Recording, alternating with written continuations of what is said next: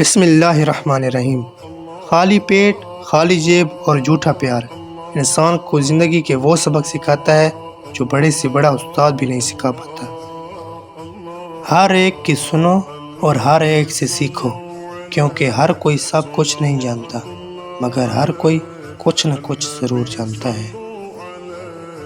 پرندے اپنے پاؤں اور انسان اپنی زبان کی وجہ سے جال میں پھنستے ہیں۔